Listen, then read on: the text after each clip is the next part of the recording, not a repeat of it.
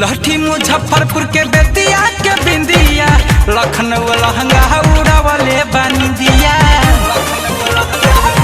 राजा जी लहठी मुजफ्फरपुर के बेतिया के बिंदिया, लखनऊ लहंगा उड़ावले बंदिया।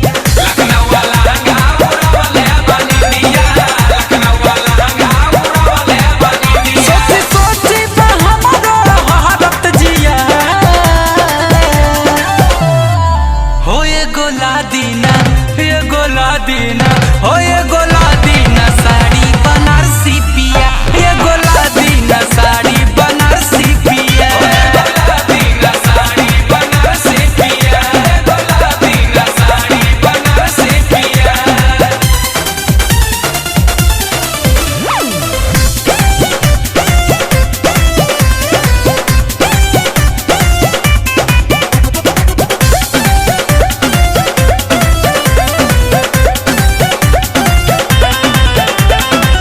इतरी इलाहाबादी गोरखपुर के गजरा, भूलिहाना गुंजन पिया शिवहर के गजरा।